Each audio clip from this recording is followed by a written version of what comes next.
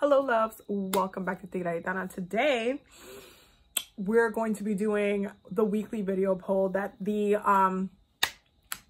is the patron poll. So for patrons, you guys voted for Akashic Records Basics as this week's video, so that's what we're going to do this week. The channel members actually voted for a different video, so we're going to do that later on this week, but you guys will see that as well. But today we're going to be covering the Akashic Records Basics. This is like the 101, the things you should know, okay? Things you should know about the Akashic Records. Especially if you're just trying to get in them, if you're trying to get information and all of that jazz. Before I start, I'm just going to remind you guys that the workshop that we're having this month is almost sold out. So if you want to come to the Higher Self workshop, the link will be down below. Make sure you get your tickets now because there's only, I believe, a week and a half left till it's kind of closed for to buy tickets, and it's almost sold out. So I want to make sure everybody who wants to be there can be there. It is going to be a private live workshop, and we're going to be doing a lot of work, and I'm going to be I'm releasing my first workbook ever, and I'm really excited for you guys to use it and play around with it and fill out the answers and get to, you know, down to the nitty-gritties of yourself. So definitely make sure you can sign up below. We're going to get started on Akashic Records Basics, things that you need to know. First of all, what are the Akashic Records? The Akashic Records is called the Library of Souls, okay? The Library of Souls, because it is a library, and it holds a lot of data and information. The way that you can kind of see it in a modern sense as far as explaining what the Akashic Records is, it's like a spiritual Google. Just think of it as a spiritual Google. You want to know something? Google it, the Akashic Records. And that's basically the summary as to what it is. Think of yourself as going to a library. There's a lot of different information on a lot of topics. There's a lot of genres. There's a lot of themes. There's like fictional things. There are factual things. There are a lot of spiritual things. There's different ways to use the Akashic Records as well. And it can be very well, I've used it in so many different ways in order to hold space for not only my healing, but information that I wanted to know. So just look at it as a spiritual Google. It's just spiritual Google. That's what the Akashic Records is. It is a library of souls. It holds a lot of data. It holds the record for every soul. Okay, period. Period. And so because the Akashic Records functions in this way, in this library, it has its own realm as well. It is right under all of the, as far as like the gods, goddesses, orishas, all of them, it's right under the library. It's almost at a midway point. If you go ahead and do the meditation as far as like getting up there, because there's different ways to access the records. We're going to talk about that in a second, but there's different ways to access the records. If you are very developed with your third eye, and as far as like working with the different realms, understanding, and a lot of it has to do with access, and I'll explain that as well, but you'll actually be able to see where it lands within the realms, because one of the things that I visually see all the time when I'm working in the Akashic Records is if I look up, you can see what is up there. If you look down, you can also see what is up there. So it's at a midway point. It is a neutral point as well, which kind of disconnects it from any type of religion, any type of like strict following or any shape or form, because the Akashic Records is a library, okay? It also has a library that practices as far as like any lifetime that you had, because you could have, you know, been in a lifetime that you were a certain ethnicity or certain culture and you had your own separate practices, and now in this lifetime you're not even remotely connected to that. You still have, your soul is still deeply connected to some of those practices. This is also why some people are very deeply connected to specific cultures and feel like like in their soul they feel very deeply connected to it, but in this manifestation, in this physical form, in this life cycle that they're experiencing now, it's like a different kind of, they're in a different body, they're in a different experience, but they still feel that like connection. That's another thing that can, you know, that tends to happen. But when I personally go into the Akashic Records, it is very much a library, but again, it doesn't have the like, oh, it's like a room. To me, it's very there's a lot of like see-throughness when it comes to like looking up and down through the realms. Now, one of the things that I have to note as far as the Akashic Records goes, when you go up to the Akashic Records, you will be greeted and meted by the Lords of the Records. This is dependent on how you access the records though. If you access the records, because there's different ways to access the records. You can access it through sound healing. You can access it through dreams. You can access it through meditation. If you are unconscious or subconsciously accessing the records, you will not necessarily be greeted by the Lords of the Records unless that's something that is required, or the information given has to be done with a certain sensitivity or any shape or form, or something has to be communicated to you because you need to understand it in that capacity. Other than that, it will be in a way that is like, let's say you keep dreaming about a specific thing that just keeps happening, or like you're seeing yourself in a different lifetime, or you're doing a sound healing and you just end up, it gets during that healing experience, you get triggered and you end up accessing that lifetime during that time. That's actually pretty normal. However, you won't be greeted by the Lords of the Records into navigating how to heal that. It's just you knowing. And that's the thing about the libraries, that you have to understand that the point is to know. It's the knowledge, it's the truth, and it's the knowledge that is there. It's a library. You have to see it as like you're going to the library in your local township, in your local city. You're going to the library. You're going to go get a book. You're going to go figure out what's new. You're going to go pique your curiosity. It is a very studious place of sorts. Now, if you access the records without, you know, actually doing it in a way where you're communicating and being welcomed into the library by the Lords of the Records, it can seem a little bit like, what just happened? Kind of like not understanding, not being able to piece certain things together. That is normal, but when you start doing, like saying, okay, you know what, I want to do more Akashic Records work. I want to be more, you know, in my practice with doing past life work. I want to be able to go up to the library, go into spiritual Google and ask whatever I need to ask, you know what I mean? And, you know, go in and do the work that I need to do. Now, when you're consciously going into the records, depending on a couple of things. One, how well your third eye is open. And I say this because there are definitely experiences and people who go up to the Akashic Records, but they can't see certain things. They can't have access to certain things. Now, the Lords of the Records themselves, who are the librarians of the Akashic Records, the Library of Souls, the Lords of the Records, they're very aware of your potential, your intentions, the things that you kind of want to get out of the experience. There's definitely a sense of purity about it in a way. I'm not trying to be like a, you know, like, oh, there is an essence of the same kind of concept of weighing your sorry, Luna just did something and just kind of pulled me over there. The practice of weighing wait, I lost my train of thought. But basically there is a sense of purity about it, about your intentions being up there, about your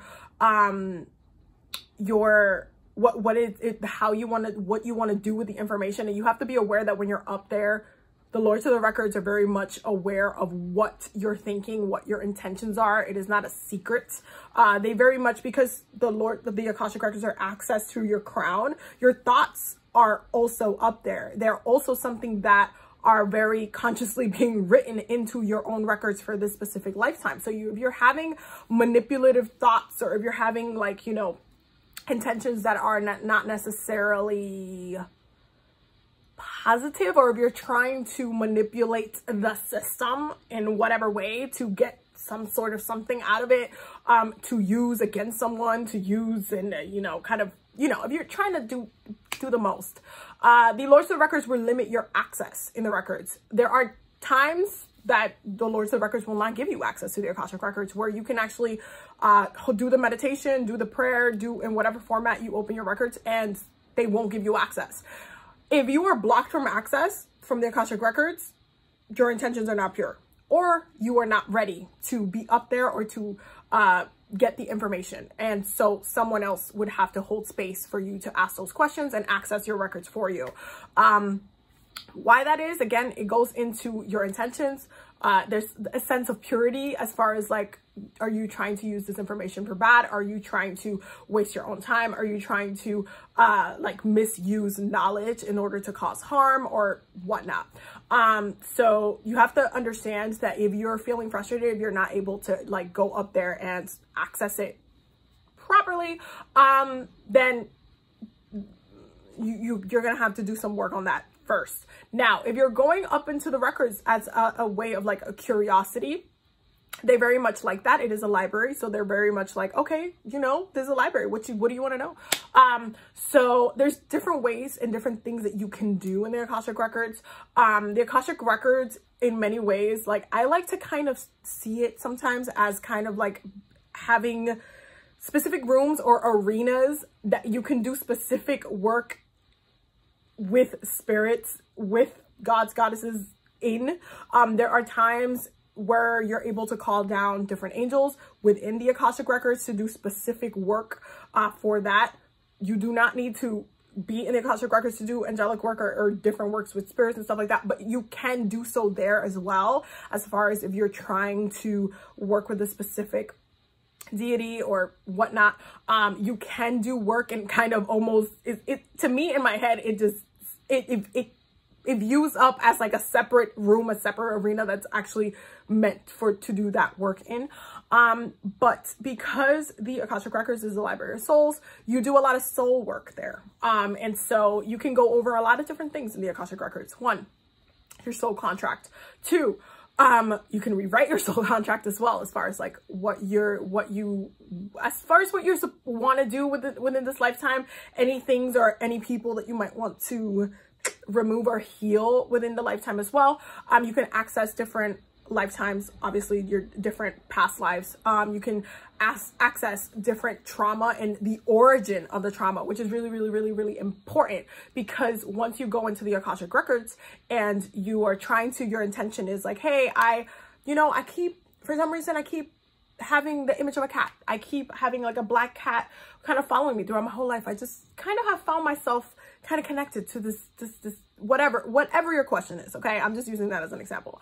And then you go into the Akashic records and you ask, hey, so what is my connection with the black cat? Where does that stem from? Like, why is it haunting me throughout my life? What is the origin? Then what the Lords of the Records are going to do is they're going to pull your history.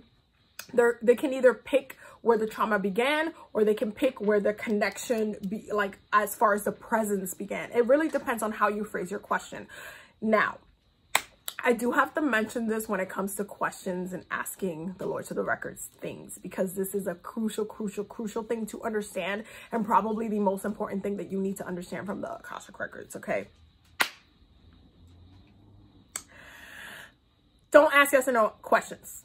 Okay, at least not in the beginning, not until you're comfortable, not until they let you ask those questions. Because again, there is a limitation when it comes to the Lords of the Records. If you're going up there to be like, oh my God, does my boyfriend love me? Are they, like, or like whatever. Like if you're really trying to get like a yes or no question, based on the question itself, who you are, your soul, what your knowledge is, what your intention is behind that. Like, are you trying to stab him tomorrow because the question happens to be no? Or like, what is your intention? You know what I'm saying?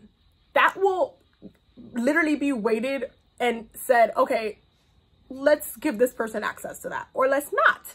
What I would recommend is not starting with yes or no questions.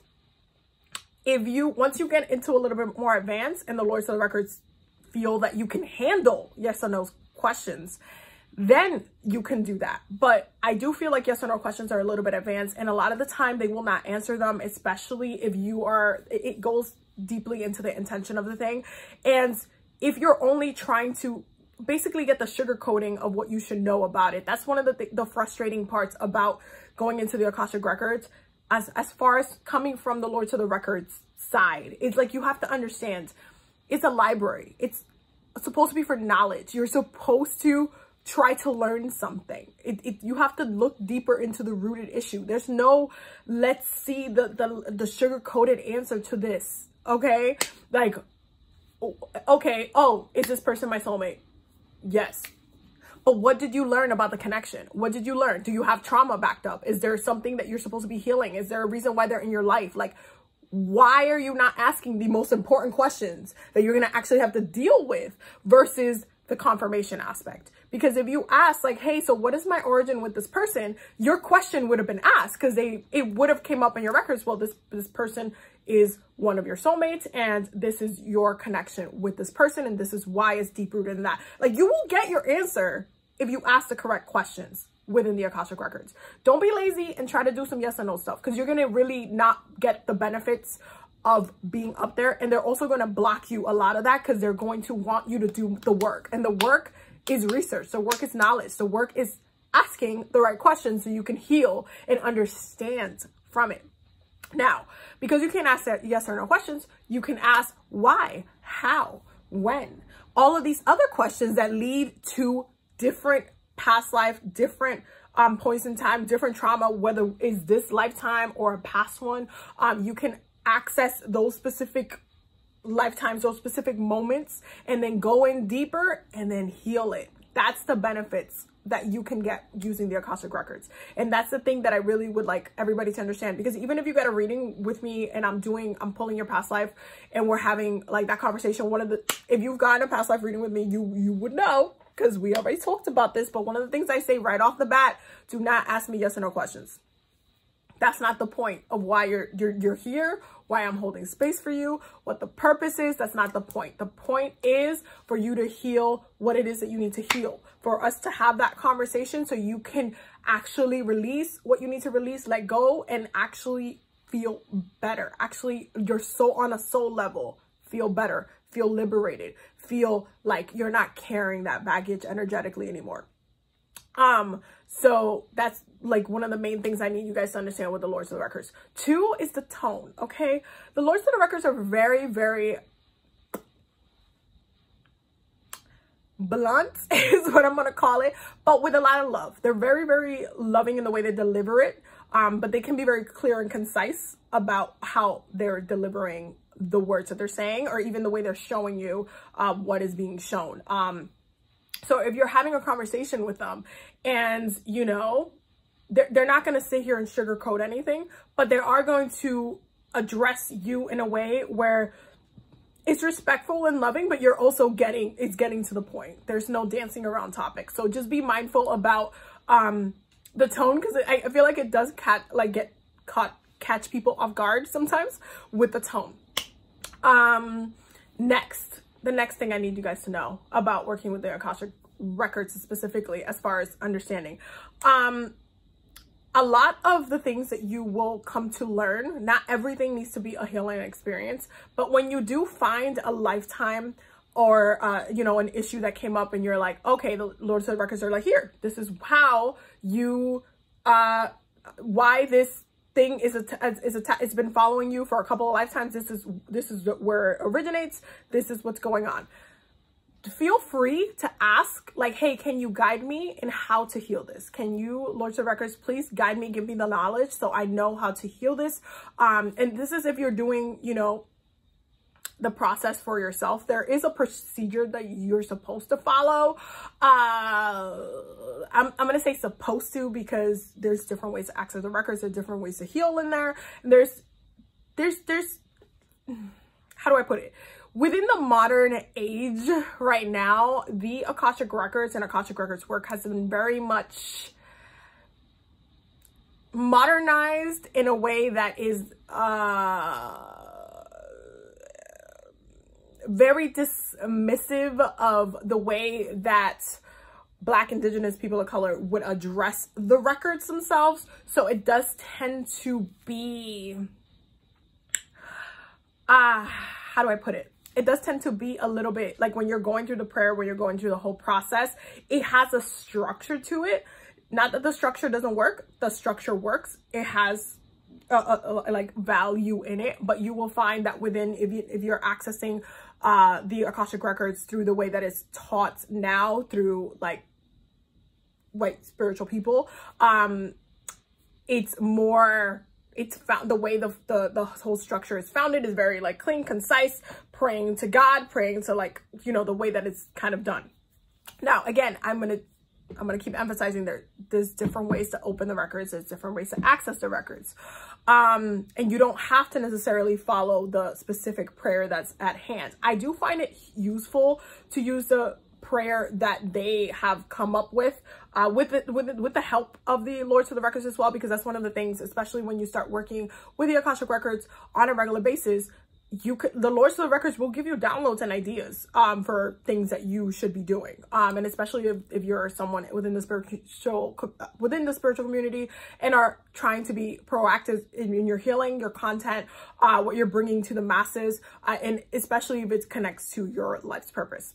Okay, so there is a purpose to the prayer, but you will notice, especially if you are Black, Indigenous person of color, that it is very, you know, it's missing a little bit of adobo, is the way I'm gonna put it for the niceties. But it's true. If you look at it, the whole platform majorly is just white spiritual people.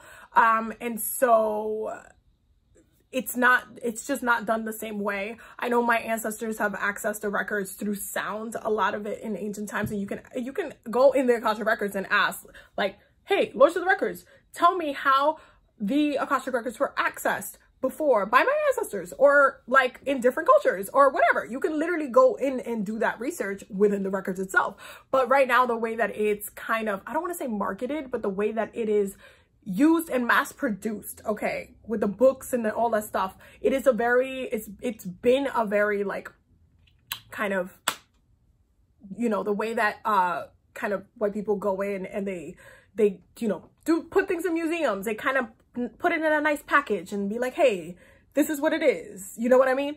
But there are different ways to access the records. I don't want you guys to think that it's just limited to that one thing. The way I personally use it, because it's the way that I was taught, I do use that prayer, but I do break a lot of the rules. I guess we can do a part 2 and we could talk about some of the other rules. But yeah, so I wanted to clear that up because I want you guys to be able to like kind of Google or, you know, look up information on the Akashic Records, be able to access it on your own, or even if you need help or want to study it, understand that there are other ways to access it. It's just you being mindful and conscious about when you're also accessing those things and, you know, when it all kind of comes into fruition. I'm going to leave on the last note that I'm going to cover as far as Akashic Records basics. Come into the Akashic Records with a very clear and open intention as far as what you want to do, because again, the Lords of the Records are going to know anyway. So there's no point of being malicious in the records. If you use it for the knowledge and you use it as it's meant to be used, then you're fine. If you try to come in, you know, with bad intentions, then you won't be given access, which can seem very frustrating. You can also not be given access to because of past lifetimes, depending on what you done did, and your soul itself is just not necessarily, the intentions behind it are not fully trusted. So you might need someone else to open your records for you and go ahead and do some of the healing work. But it depends. It goes into, again, there's like a purity thing about it. It's almost like a very Virgo kind of energy. There's a purity thing about it where you have to, you really do get, kind of almost like scans. It's almost like, think about it as like going before you go to the airport, you know, when you're going to the airport and they just scan you everywhere to make sure you don't have any weapons. It's kind of like that as well. So be very mindful. Be open to the experience. Don't also limit yourself with the questions and the things that you can ask and do up there. And a lot of it is just about curiosity and letting your curiosity play and, you know, kind of go buck wild up in there and just be like, hey, so what about this? So what about that? So what about this? So what about that? And, you know, try not to fully ask questions. Try to focus the questions on you and not other people too much, unless it deals with you, because you can't, you know how in tarot readings, okay, and you know, oracle readings and different types of readings and astrology readings, we can just pull up a date and do the reading itself. When it comes to the Akashic Records, the Lords of the Records will not give you access to anybody's records willy-nilly. That shit is locked and key. You do need permission to do so. There are times where, depending on, again, your advancement within the records, that the Lords of the Records will give you insights on other people. But again, we can make a part 2 to this video. But at the, like, right off the bat, you're not just going to be able to be like, okay, so tell me the tea on this person. I need to know. They're not, that's not gonna, it's just not gonna happen. Like, they're not going to give you access to that, because it's not any of, it's absolutely none of your business. So just focus on the self, focus on you. You access the records from your crown chakra. You are using that portal with your crown chakra. You're going up, you're elevating yourself, you're going into the library of souls, you're studying, you're getting the knowledge that you need, not only to heal yourself, but to improve yourself. And so you can survive and be happy and do all of the things that you need to do. But don't focus on, you know, thinking that you're about to do Akashic record readings on Cardi B or her past life and do some tea stuff, because that's just not, it's just, you will get kicked out of the records trying to come in doing some nonsense like that. So just be very mindful. Again, it goes down with the intention. I want to make sure you guys are aware of that. Anyway, I hope that you guys enjoyed this video. Definitely let me know in the comments if you learned something. We will be doing more, you know, videos on the Akashic records. If you want a reading with me, the link will be down below if you want to work with me. And definitely don't forget to sign up for the workshop. If you want to be a channel member, the join button will be down below. If you would like to be a Patreon member, the link will be down below as well. I will definitely see you loves in the next video. Have a beautiful, beautiful day. Bye.